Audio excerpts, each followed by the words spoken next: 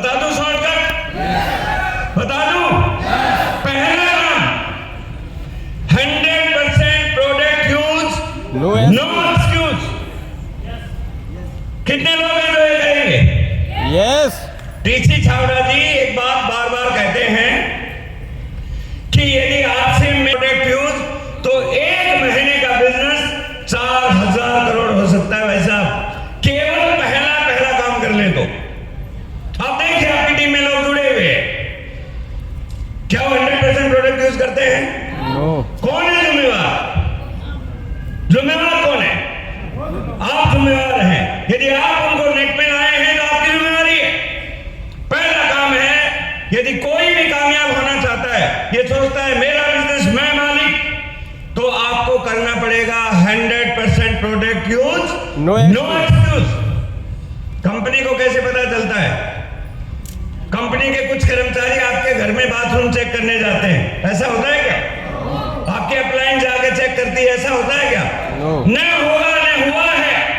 Company एक ही देखती है कि आपके सेल्फ कोड पे 5000 पीवी हुआ है या नहीं। यदि 5000 पीवी नहीं हुआ है, यू आर ए कस्टमर। आप इस बिजनेस में रॉयल्टी टेक्निकल के लिए आए नहीं है। टिक मार्क करती है कंपनी उन्हीं को जो करते हैं 5000 पीवी, यानी 100% प्रोडक्ट यूज नो एक्सक्यूज। और आपने मेरे से वादा है अपने कोड पे, क्योंकि मैंने पहले पॉइंट पे बताया था ईमानदार होना पड़ेगा, खुद से ईमानदारी करनी है। दूसरा जो मैंने 2 दशक से आपसे मैं सीखा है, दूसरा काम सीखने का कोई मौका ना छोड़े। चाहे होम मीटिंग हो, वीकली मीटिंग हो, मंथली सेमिनार हो, एलडीपी हो, मिशन रॉयल्टी हो, मिशन टेक्निकल हो, आरसीएम एकेडमी हो, एनिवर्सरी हो, सीखने का कोई मौका नहीं छोड़ना है। क्योंकि इस बिजनेस की यूनिवर्सिटी है माहौल, जहां लोग होंगे वहीं आप सीख पाओगे। अकेले नहीं सीख सकते इस बिजनेस को। सेल्स एक ऐसा बिजनेस है जहां फेस टू फेस बात होती है। यदि आप चाहते हो कि यूट्यूब पे देख के सीख लो, नहीं सीख पाओगे। आपको आना होगा मीटिंग, सेमिनार, ट्रेनिंग में। और जो लोग आरसीएम में बड़े अचीवर बनते हैं, रॉयल्टी टेक्निकल, वो सीखने पे ज्यादा ध्यान देते हैं। सीखने के लिए तैयार हो? यस। दूसरा काम, ये दूसरा काम जिन्होंने किया है और जिन्होंने नहीं किया वो आरसीएम से बाहर हो गए। आप देख लीजिए आपकी टीम में कोई व्यक्ति ज्वाइन हुआ है और आज आरसीएम से बाहर है, वो कारण यही है कि वो कंटिन्यू मीटिंग सेमिनार में नहीं आया। और दिक्कत कब होती है? जब बिजनेस कम हो जाता है, उस समय वो मीटिंग सेमिनार में नहीं आता। आप मुझे एक बात बताइए, बुखार हो जाए तभी तो इंजेक्शन लगाना है, और उसी समय वो डॉक्टर के पास नहीं जाता, तो फिर तो वो तो मरेगा ही। इसलिए आरसीएम में कामयाबी के लिए सिंपल साधारण दूसरा कदम है, सीखने का कोई मौका ना चूके। यहां पे दिक्कत क्या है? जब भी आरसीएम का सेमिनार होगा, उसी दिन भारी भरकम आफत आपके घर में आएगी, उसी दिन आएगी। ओके ठीक है। उसी दिन भारी भरकम आफत क्या होगी? आपके घर में आएगी। क्या होगी भारी भरकम आफत? पहली आफत होगी, जिस दिन सेमिनार होगा उसी दिन आपके बच्चे का एग्जाम होगा। यस। जिस दिन सेमिनार होगा उसी दिन आपकी बीवी के सर में दर्द होगा। जिस दिन सेमिनार होगा उसी दिन आपके साले की शादी होगी। अब ऑप्शन आपके पास है। रॉयल्टी अचीवर आपको बनना है, टेक्निकल अचीवर आपको बनना है, तो सीखना पड़ेगा। यस। 3 साल 3 काम 1 लाख रुपया महीना। कोई भी व्यक्ति 3 साल लगातार रॉयल्टी क्लब करता है, कोई भी व्यक्ति 3 साल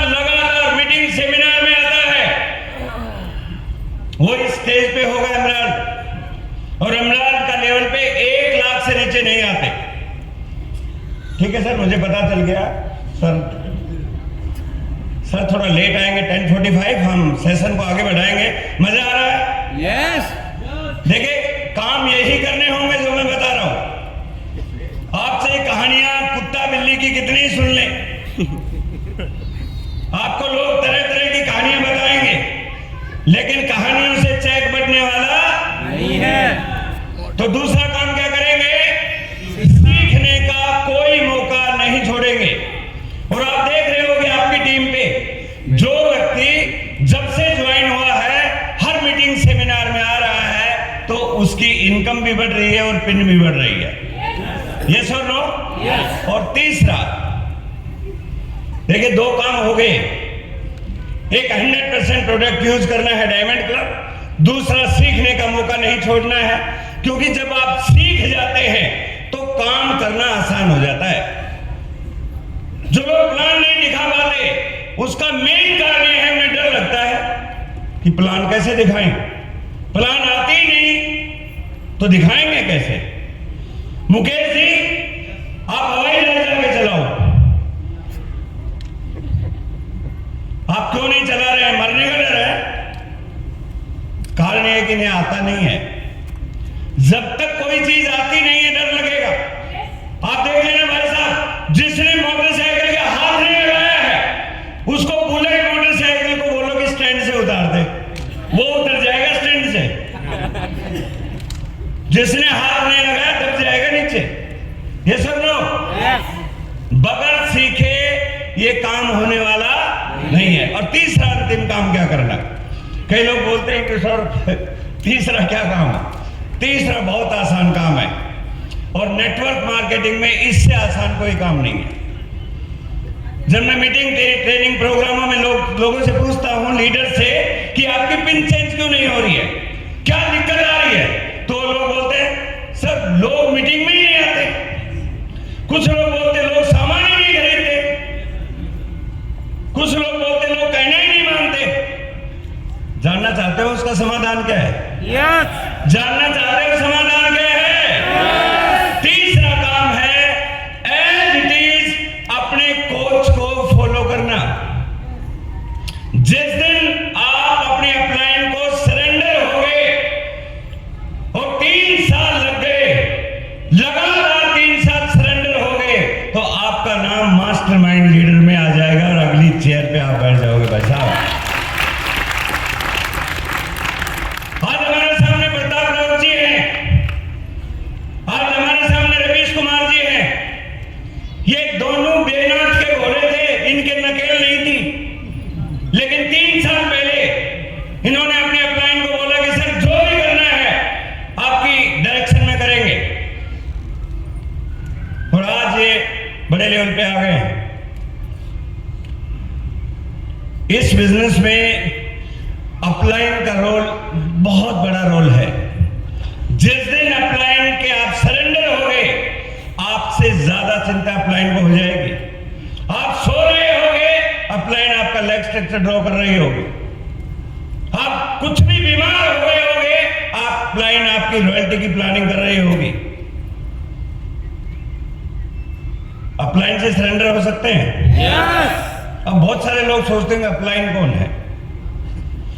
आरसीएम बिजनेस में वैसे तो अपलाइन में 4 गुण होते हैं, मैं बता देता हूं, लेकिन टाइगर टीम में जहां हमारी एजुकेशन चल रही है, उसमें अपलाइन कौन बन सकता है वो भी बता देता हूं। Upline as per network marketing वो व्यक्ति होता है जो एक्टिव होता है। एक्टिव मतलब कौन? जो हर एक्टिविटीज में दिखाई दे, आपके लेग स्ट्रक्चर में जो आपके ऊपर है, हर एक्टिविटीज में दिखाई दे। मीटिंग में, सेमिनार में, ट्रेनिंग में, टारगेट में हमेशा एक्टिव रहे, अफेक्टिव, उसकी बात का लोगों पे असर पड़े, क्योंकि वो लीडर होगा तभी असर पड़ेगा। एक्टिव, अफेक्टिव,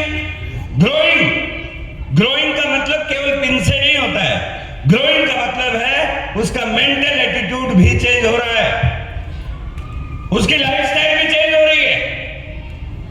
लोग लेवल तो चेंज कर देते हैं, लेकिन हरकत वाइटल लेवल की करते हैं। Active, affective, growing and caring, ऐसी अपलाइन जो आपका ध्यान रखती हो, जो आपके बिजनेस को समझती हो, जो आपके चैलेंजेस को समझती हो।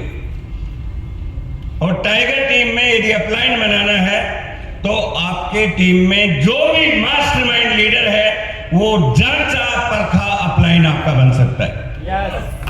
किसी भी मास्टरमाइंड लीडर को पकड़ लो, ये मैं बात खुले दावे के साथ कहता हूं, क्योंकि मास्टरमाइंड लीडर सिलेक्शन के लिए बहुत सारे क्राइटेरिया हैं। वो ऐसे केवल बिन से नहीं होता है, केवल बिजनेस से नहीं होता है। उसकी सोच कैसी है, उसकी पर्सनालिटी कैसी है, वो टाइम कहां इन्वेस्ट करता है, उसका बैकग्राउंड कैसा है, उसकी बीवी से झगड़ा कितनी बार होता है, सारा चेक किया जाता है। यदि घर से झगड़ा करके आएगा तो टीम में क्या सिखाएगा? नौकरी वाला घर में झगड़ा क्यों करता है मालूम है? बॉस उसको जाते ही 2 लात मार देता है और वो लात दुखती रहती है, घर में जाके किसी को तो मारेगा ही वो। भैया मैं मारुति में था, मुझे पता है, जो भी थोड़ा हल्का बोलता था उसको गालियां पड़ती थी। लात मारना मतलब गालियां पड़ना। अब वो गालियां वहां पे तो किसी पे करता नहीं, घर में जाके एक ही बेचारी बैठी है। तो अपलाइन को सरेंडर हो सकते हैं। 3 काम, 3 साल, 1 लाख रुपया महीना। जो लोग बोलते हैं 8 साल हो गए, चेक योर वर्क। आज से शुरू कर दीजिए, अभी भी ये नहीं हुई, आज से शुरू कीजिए। राइट। लिखिए 2024 से मैं आश्रम शुरू कर रहा हूं और अगले 3 साल लगातार मैं काम करूंगा। 1 लाख रुपए इनकम पे आप स्टेज पे आ सकते हो। कितने लोग वादा करते हैं?